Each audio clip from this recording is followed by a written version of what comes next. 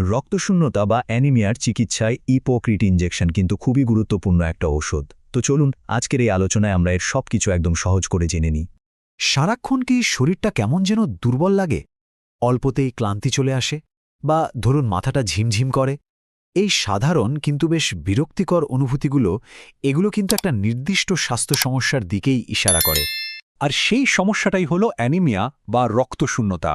তো সবার আগে চলুন জেনে নিই এই রক্তশূন্যতা জিনিসটা আসলে কি, আর এর লক্ষণগুলোই বা কী রকম।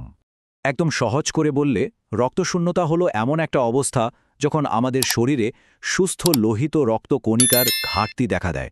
আর এই কণিকাগুলোর কাজ কি? শরীরের কোষে কোষে অক্সিজেন পৌঁছে দেওয়া। তো যখন এটাই ঠিকমতো হয় না, তখনই কিন্তু দুর্বলতার মতো লক্ষণগুলো দেখা দিতে শুরু করে। এখন এই সমস্যার একটা আধুনিক সমাধান হলো ইপোক্রিট ইনজেকশন। তো এখন আমরা জানব এই ইপোক্রিট আসলে কি জিনিস, আর এটা কিভাবে আমাদের শরীরের ভেতরে কাজ করে রক্তশূন্যতা সারাতে সাহায্য করে। এই যে দেখছেন, এটাই হলো ইপোক্রিট। এর বৈজ্ঞানিক নামটা একটু বড়সড়, রিকম্বিন্যান্ট হিউম্যান এরিথ্রোপোয়েটিন। নামটা শুনে হয়তো একটু কঠিন মনে হচ্ছে, তাই না? কিন্তু এর কাজটা কিন্তু আমাদের শরীর খুব সহজেই বুঝে নেয়, আর এটা খুবই কার্যকর। এর কাজটা অনেকটা একজন বার্তাবাহকের মতো, বুঝলেন? এই ইনজেকশনটা শরীরে গিয়ে আমাদের দেহকে একটা সিগন্যাল বা বার্তা পাঠায় যে এবারে আরও বেশি করে লোহিত রক্তকণিকা তৈরি করতে হবে। আচ্ছা, তাহলে চলুন দেখি এই বার্তাটা ঠিক কিভাবে কাজ করে। প্রথম ধাপে ইনজেকশনটা আমাদের অস্থিমজ্জা বা বোন ম্যারোতে একটা সিগন্যাল পাঠায়। এরপর কি হয়?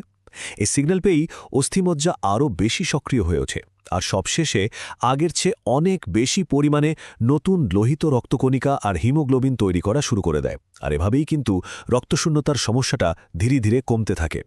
তো এখন মনে প্রশ্ন আসতেই পারে, এই যে এত শক্তিশালী একটা বার্তাবাহক, এটা আসলে কাদের জন্য?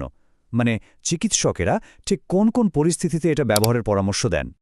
সাধারণত চিকিৎসকরা কয়েকটা নির্দিষ্ট ক্ষেত্রেই এটা ব্যবহার করতে বলেন। যেমন ধরুন, যারা কিডনির দীর্ঘমেয়াদী সমস্যায় ভুগছেন, বা যেসব ক্যান্সার রোগীরা কেমোথেরাপি নিচ্ছেন তাদের জন্য। এছাড়া এইচআইভির চিকিৎসায় জিরোভুডিন নামের এক ধরনের ঔষধের কারণে রক্তশূন্যতা হলে কিংবা বড় কোনো অপারেশনের আগে বা পরেও এটা ব্যবহার করা হয়। বেশ, তাহলে এবার চলুন এই ইনজেকশনের ব্যবহার আর এর মূল উপকারিতাগুলোর সম্পর্কে একটু জেনে নিই। দেখুন, এটা একটা ইনজেকশন যেটা সাধারণত চামড়ার নিচে অথবা সরাসরি শিরার মধ্যে দেওয়া হয়। তবে এখানে সবচেয়ে গুরুত্বপূর্ণ যে কথাটা মনে রাখতে হবে তা হলো, এটা কিন্তু অবশ্যই একজন অভিজ্ঞ ডাক্তার বা নার্সের মাধ্যমেই দিতে হবে।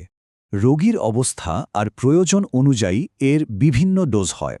তবে সচরাচর 3000 আইইউ আর 5000 আইইউ, এই দুইটা পাওয়ারেই এটা বেশি ব্যবহার হতে দেখা যায়। এর সবচেয়ে বড় সুবিধাটা কি জানেন? এটা সরাসরি রক্তে হিমোগ্লোবিনের লেভেলটা বাড়িয়ে তোলে। এর ফলে যেটা হয়, শুধু যে বারবার রক্ত নেওয়ার ঝামেলা কমে আসে তাই না, সেই সাথে শরীরে হারানো শক্তিও ফিরে আসে।